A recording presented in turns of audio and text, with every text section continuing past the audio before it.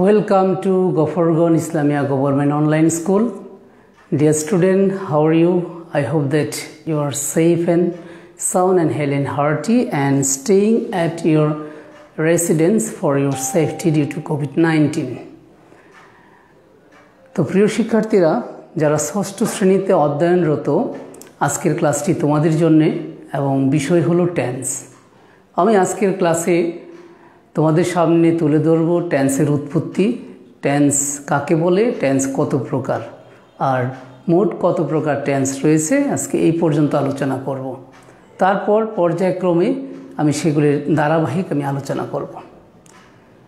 তো যারা ষষ্ঠ শ্রেণীতে অধ্যয়নরত তোমরা প্রাথমিকের গণ্ডি পেরিয়ে মাধ্যমিকে এসেছো, অনেকের হয়তো টেন্স সম্পর্কে ধারণা আছে, অনেকেরই নেই। তো আজকের ক্লাসটি ভালো করে বোঝার চেষ্টা করবে। আর এই ক্লাসটি শুধু ষষ্ঠ শ্রেণীর জন্য নয়, সকল ক্লাসের জন্যেই, দশম শ্রেণী পর্যন্ত। তো আশা করব যে প্রত্যেকটা শিক্ষার্থী বিষয়টি ভালোভাবে মনোযোগ দিয়ে বোঝার চেষ্টা করবে। তো টেন্স এটা ইংলিশ প্যাটার্নে বা সব ভাষাতেই কিন্তু কি যে টেন্স শব্দের অর্থ ক্রিয়ার কাল বা সময়, এটি ব্যবহৃত হয়ে থাকে। আর সেই প্রথমেই টেন্সের প্রাথমিক যে ব্যবহারটা মানে কোন ভাষা থেকে এসেছে, প্রিয় শিক্ষার্থীরা খেয়াল করো, টেন্স শব্দটির এসেছে ল্যাটিন ওয়ার্ড ট্যাম্পাস থেকে। আমি লিখে দিচ্ছি, টেন্স শব্দটি ল্যাটিন ওয়ার্ড ট্যাম্পাস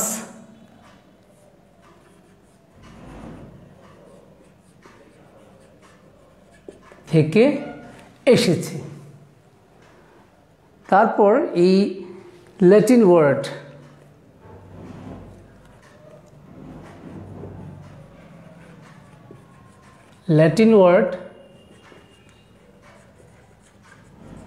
ট্যাম্পাস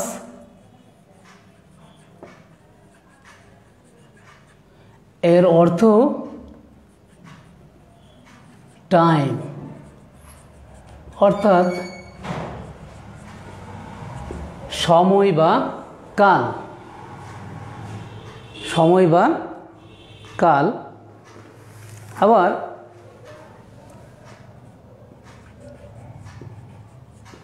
অনেকেই ধারণা করেন বা অনেকের মতে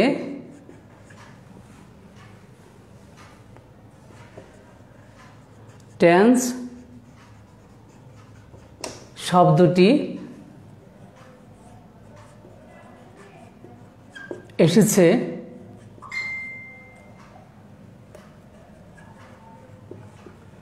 ফ্রেঞ্চ ওয়ার্ড টেন্স থেকে। ফ্রেঞ্চ ওয়ার্ড টেন্স থেকে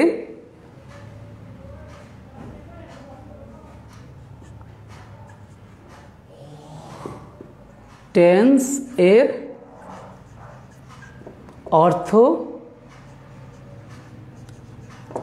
সময়।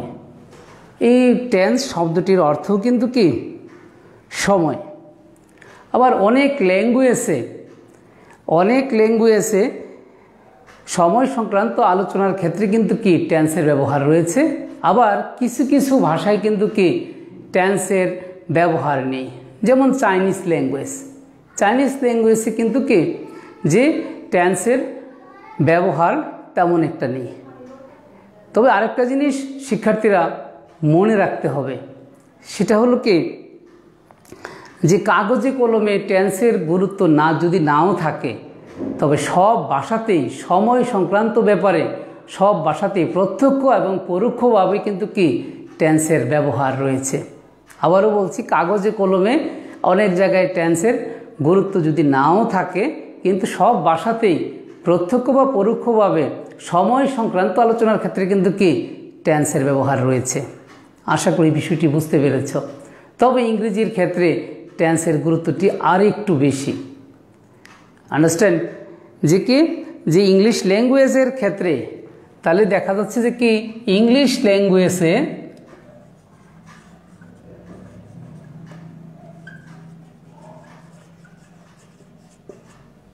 ইংলিশ ল্যাঙ্গুয়েজে টেন্স এর গুরুত্ব, ইংলিশ ল্যাঙ্গুয়েজে টেন্সের গুরুত্ব এতটাই বেশি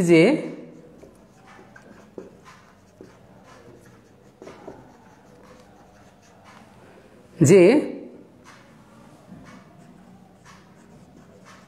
একে বলা হয়ে থাকে কি সোল অফ ইংলিশ ল্যাঙ্গুয়েজ বা ইংরেজি ভাষার প্রাণ।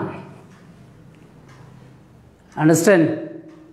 তো আবারও বলছি যে অনেক ভাষায় সেটাকে কি টেন্সটাকে স্কিপ করে দেওয়া হয়েছে, তবে সময় সংক্রান্ত আলোচনার ক্ষেত্রে কিন্তু সব ভাষাতেই ব্যবহার রয়েছে। আর টেন্সকে ইংলিশে কী বলা হয়ে থাকে? সোল অফ ইংলিশ ল্যাঙ্গুয়েজ, ইংরেজি ভাষার প্রাণ বা আত্মা। আর ইংরেজি ভাষাটাকে যদি আমরা সঠিকভাবে সুন্দরভাবে বলতে চাই তাহলে কিন্তু কি টেন্স শেখার যথেষ্ট গুরুত্ব রয়েছে। সঠিকভাবে এবং সুন্দরভাবে যদি আমি বলতে চাই, তবে ভাষা বলতে গেলে কিন্তু কি বলা হয় না যে ভাষা বলতে গেলে তোমার টেন্স লাগবে, বলছে সুন্দরভাবে। সেজন্যই শুধু ইংলিশ নয়, তুমি যদি তোমার মাতৃভাষা, যেমন আমাদের মাতৃভাষা বাংলা, সেটাও যদি সুন্দরভাবে সাজিয়ে গুজিয়ে বলতে চাই, সেখানেও কিন্তু কি ব্যাকরণ রয়েছে, মানে গ্রামার রয়েছে। আন্ডারস্ট্যান্ড? সো ভালো করে টেন্স বুঝতে হবে। যদি if you want to express yourself, express statement, express your idea clearly and definitely, you should have knowledge of English grammar. তো আশা করি প্রিয় শিক্ষার্থীরা বুঝতে পেরেছো যে টেন্স শব্দটি ল্যাটিন ওয়ার্ড টেম্পাস থেকে এসেছে। আর ল্যাটিন ওয়ার্ড টেম্পাসের অর্থ সময় বা কাল। অনেকের মতে এটিকে ফ্রেঞ্চ ওয়ার্ড টেন্স থেকে এসেছে, টেন্সের অর্থ সময়। আবার এই ভাষাটি কিন্তু কি যে কিছু কিছু ভাষায় এটার গুরুত্ব তেমন নেই, তবে সময় সংক্রান্ত আলোচনার ক্ষেত্রে সব ভাষাই রয়েছে। তো টেন্স সংক্রান্ত প্রাথমিক আলোচনাটি তোমাদের সামনে তুলে ধরলাম। এখন যাচ্ছি টেন্সের ডেফিনেশনটা লিখে দেব, টেন্স কাকে বলে।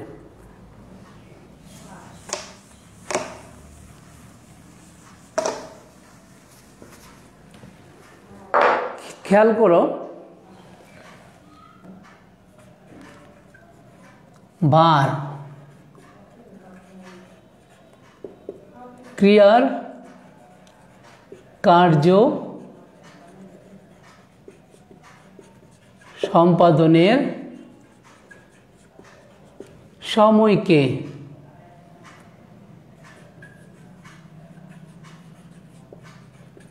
টেন্স বলে। ভার্ব বা ক্রিয়ার কার্য সম্পাদনের সময়কে, অর্থাৎ ভার্বের কাজ সম্পূর্ণ হইতে গেলে যে সময়টুকু প্রয়োজন, ওই সময়টুকুকে ইংলিশে টেন্স বলে, বাংলায় বলে কাল। আর টেন্স প্রধানত তিন প্রকার। খেয়াল করো, টেন্স প্রধানত তিন প্রকার।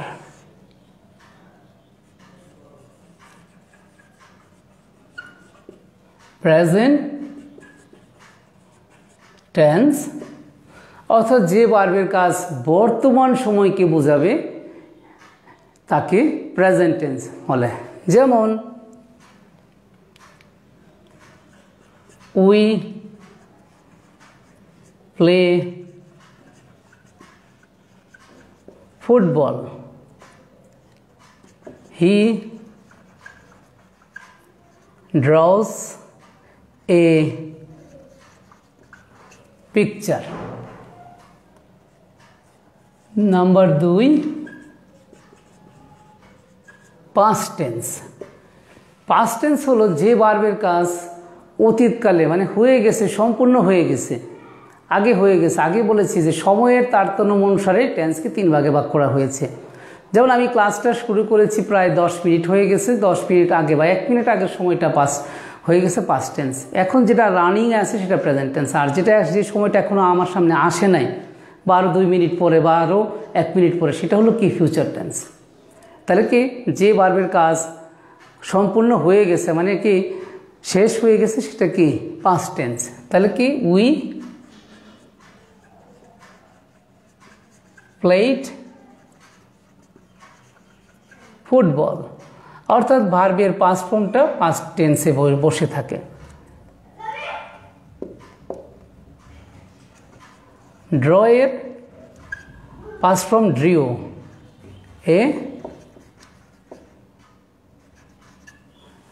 পিকচার। নাম্বার 3 ফিউচার টেন্স, যে ভার্বের কাজ ভবিষ্যৎকালে হইবে এখনো হয় নাই তাকে বলে ফিউচার টেন্স। আমি যদি এটাই উদাহরণটাই লিখি তাহলে কি হবে, we shall play football, he will draw a picture. প্রিয় শিক্ষার্থীরা, আমি এখানে ডেফিনেশনটা লিখি নাই। তো কি যে ভার্বের কাজ বর্তমান সময়কে বোঝায় তাকে প্রেজেন্ট টেন্স বলে, আর যেটাকে যে ভার্বের কাজ অতীত হয়ে গেছে, সম্পূর্ণ হয়ে গেছে অতীতকালে, সেটা হলো পাস্ট টেন্স। আর যে ভার্বের কাজ ভবিষ্যৎকালে হইবে সেটা হলো কি ফিউচার টেন্স। তো আবার প্রিয় শিক্ষার্থীরা, আবার প্রত্যেক প্রকার টেন্সকে কিন্তু কি তার কাজের সময়কে পরিষ্কারভাবে মানে ক্লিয়ারলি বোঝানোর জন্য আবার প্রত্যেক প্রকার টেন্সকে তোমার 4 ভাগে ভাগ করা হয়েছে। আমি সেই 4 ভাগ সহ, অর্থাৎ কি মূল হলো 3 আর প্রত্যেক প্রকারকে 4, তা আমি যদি ইকুয়াল করি 3 4 12, অর্থাৎ মোট টেন্স রয়েছে 12 ধরনের। তো এখন আমি মোট 12 ধরনের টেন্স সেটার চার্টটাও লিখে দেব এবং অক্সিলারি ভার্ব সহ। আজকের কাজ এই পর্যন্ত থাকবে। এরপরে হয়তো কি আমি ধারাবাহিকভাবে আলাদা আলাদা করে একটা করে টেন্স আলোচনা করব। তো খেয়াল করো,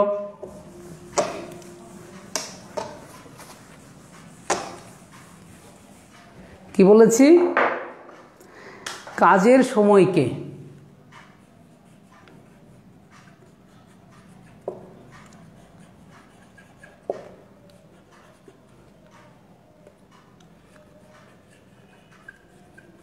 ক্লিয়ারলি বা পরিষ্কারভাবে বোঝানোর জন্য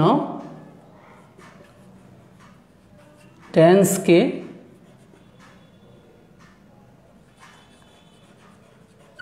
আবার 4 ভাগে ভাগ করা হয়েছে। এটা হলো কাজের সময়কে ক্লিয়ারলি, আর প্রধান কিন্তু 3টা। তাহলে সেটা কি খেয়াল করো, 1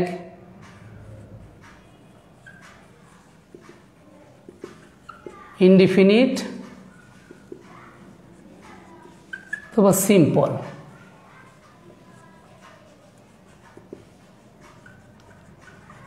কন্টিনিউয়াস বা প্রগ্রেসিভ,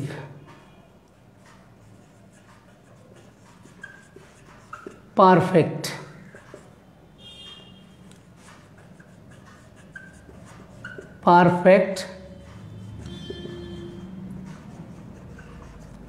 কন্টিনিউয়াস বা প্রগ্রেসিভ।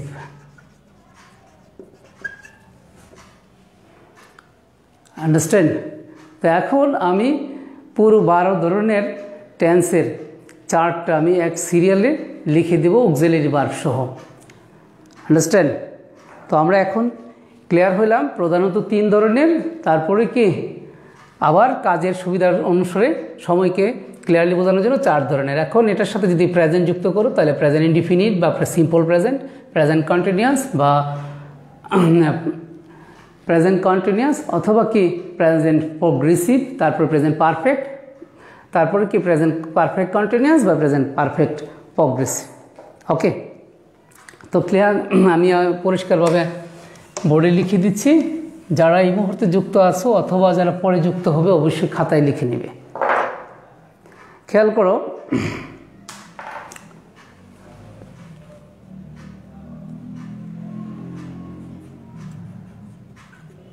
নিচে টেন্স গুলির নাম ও অক্সিলারি ভার্ব সহ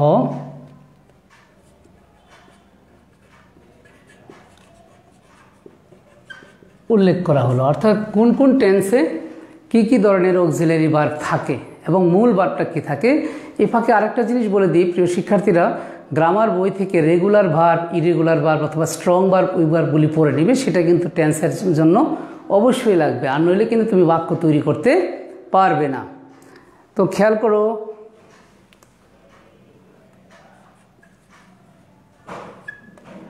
টেন্স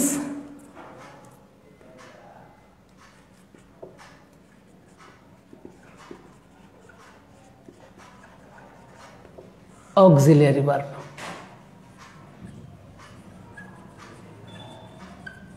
present indefinite tense অথবা সিম্পল প্রেজেন্ট অথবা সিম্পল প্রেজেন্ট। এটার অক্সিলারি ভার্বটা হলো ডো, ডাজ, বি1 অর্থাৎ কি ভার্বের প্রেজেন্ট ফর্ম। তারপর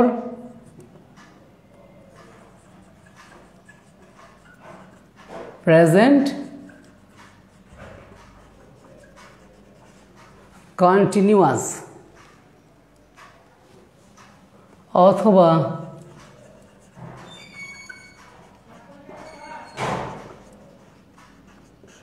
প্রগ্রেসিভ টেন্স। এই টেন্সের অক্সিলারি ভার্ব হলো এম, ইজ, আর প্লাস হলো কি বি1। বি1 মানে ভার্বের প্রেজেন্ট ফর্ম, এর সাথে হবে আইএনজি।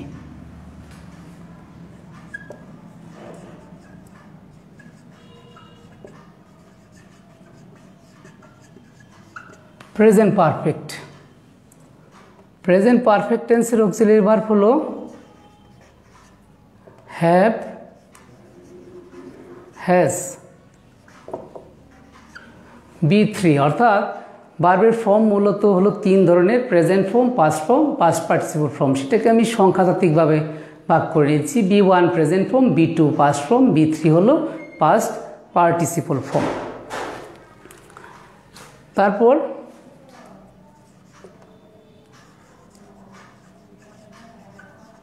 প্রেজেন্ট পারফেক্ট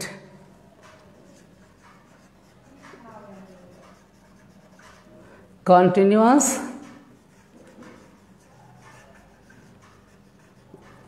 অথবা প্রগ্রেসিভ টেন্স।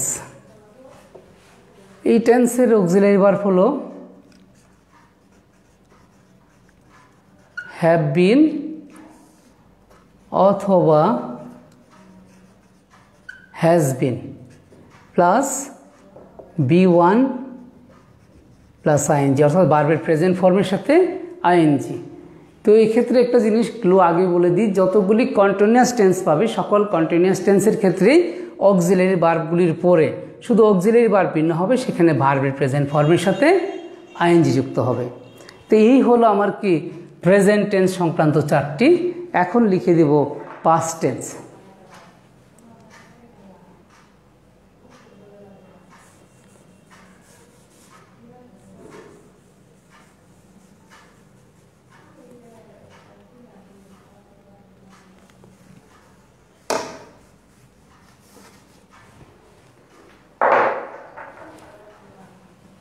খেয়াল করো পাস্ট ইনডিফিনিট বা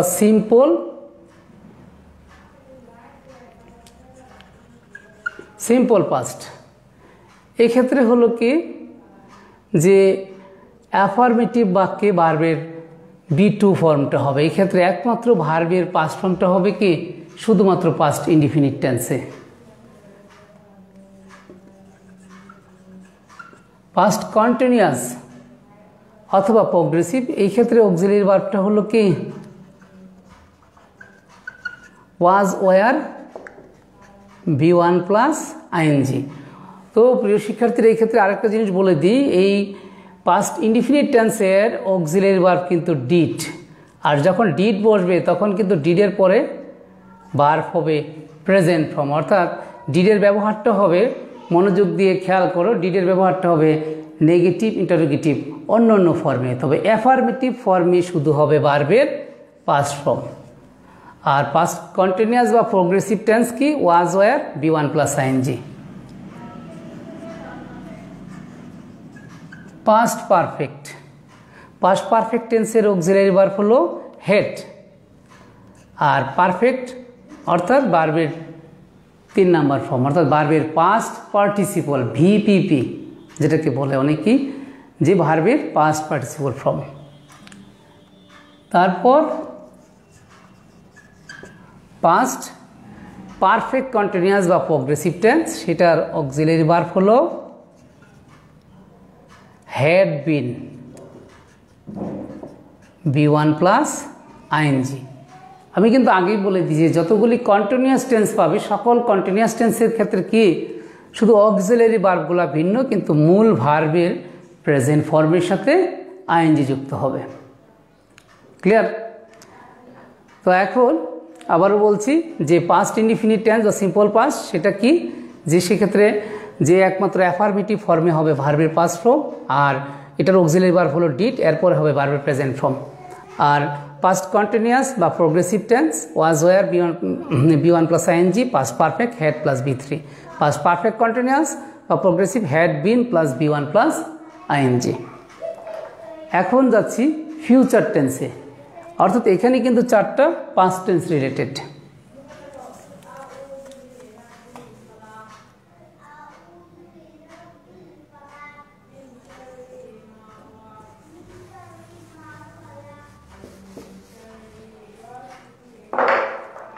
প্রিয় শিক্ষার্থীরা লক্ষ্য করো,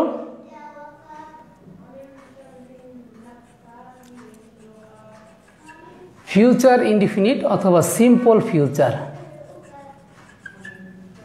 আর এই simple future, simple present, simple past এগুলির কিন্তু আরও বিস্তারিত যখন আমি আলাদাভাবে আলোচনা করব তখন সেখানে আরও জিনিস তুলে ধরবো।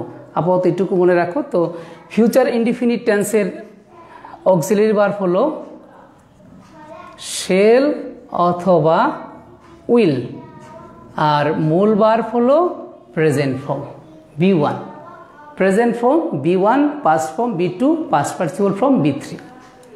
তারপর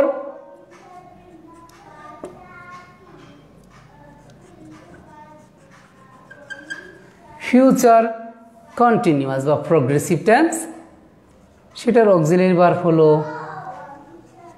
শ্যাল বি অথবা will be B1 plus ING. তারপর ফিউচার পারফেক্ট টেন্সের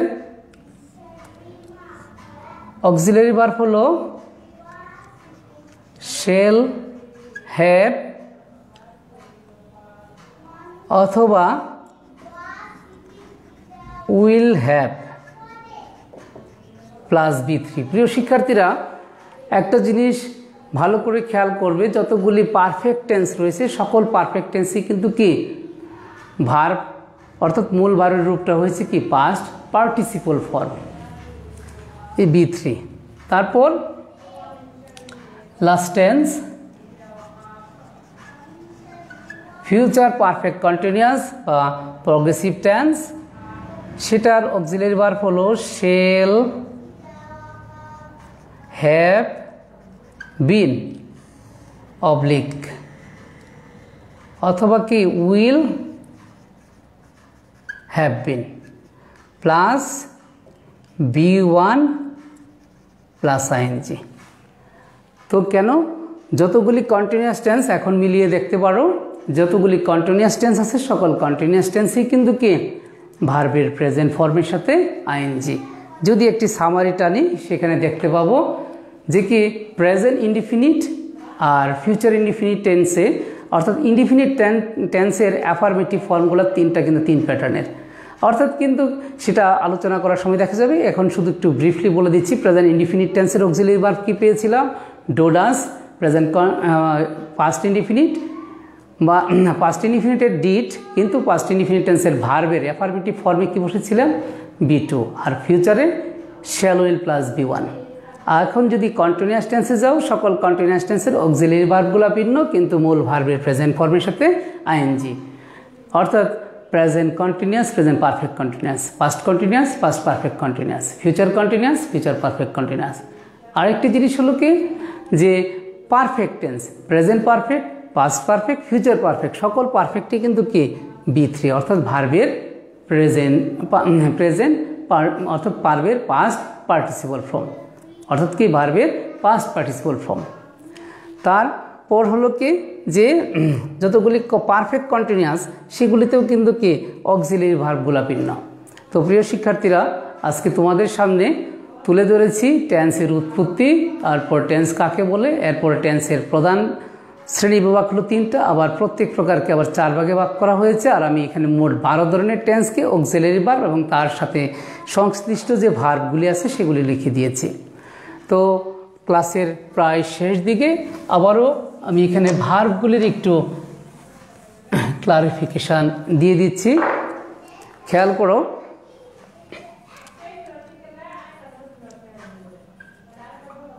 প্রেজেন্ট ফর্ম অথবা এটাকে কেউ বলবে বেস ফর্ম, এটার নাম কি দিয়েছি? B1।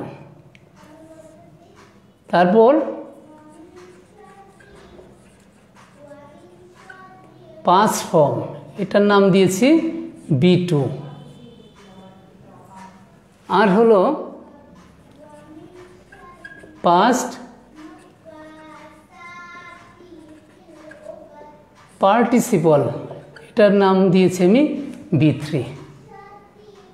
ওকে, আরেকটি ফর্ম আছে, সেটা হলো কি